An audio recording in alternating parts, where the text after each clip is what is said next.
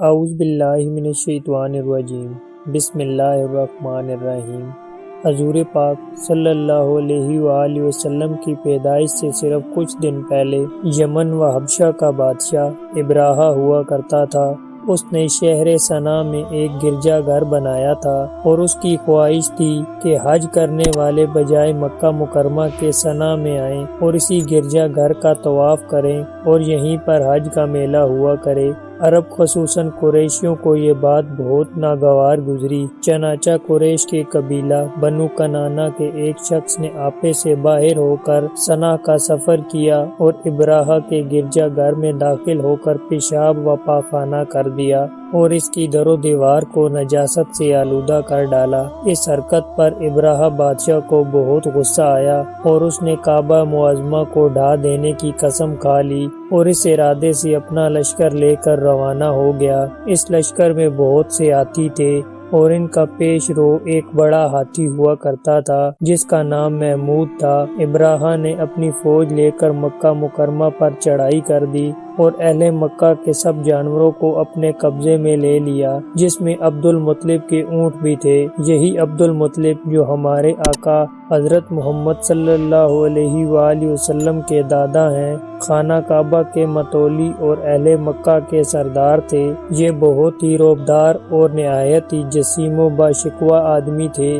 یہ ابراہہ کے پاس آئے۔ ابراہہ نے ان کی بہت تعظیم کی اور آنے کا مقصد پوچھا تو آپ نے فرمایا کہ تم میرے اونٹوں کو مجھے واپس دے دو۔ یہ سن کر ابراہہ نے کہا کہ مجھے بڑا تعجب ہو رہا ہے کہ میں تو تمہارے کعبہ کو ڈھانے کے لیے فوج لے کر آیا ہوں، جو تمہارے اور تمہارے باپ دادا کا ایک بہت مقدس و محترم مقام ہے۔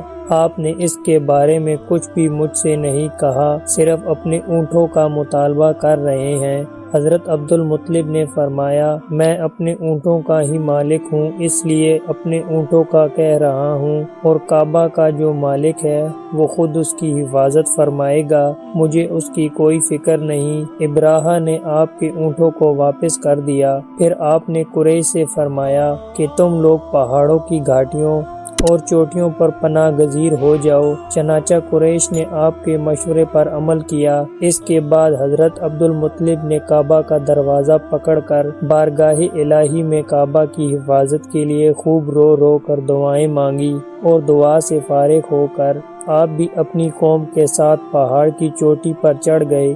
ابراہہ نے صبح ہوتے ہی اپنے لشکر کو لے کر کعبہ مقدسہ پر دعویٰ بول دینے کا حکم دے دیا اور ہاتھیوں کو چلنے کے لیے اٹھایا، لیکن ہاتھیوں کا پیش رو محمود جو سب سے بڑا تھا وہ کعبہ کی طرف نہ چلا، جس طرف اس کو چلاتے تھے چلتا تھا، مگر کعبہ مکرمہ کی طرف جب اس کو چلاتے تھے تو وہ بیٹھ جاتا تھا۔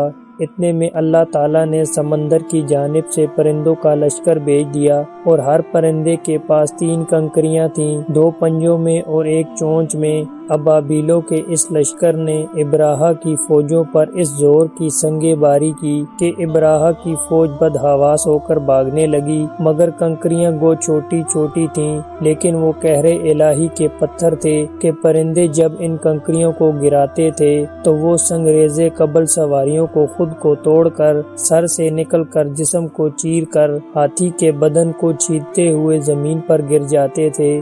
ہر کنکری پر اس شخص کا نام لکھا تھا جو اس کنکری سے ہلاک کیا گیا تھا۔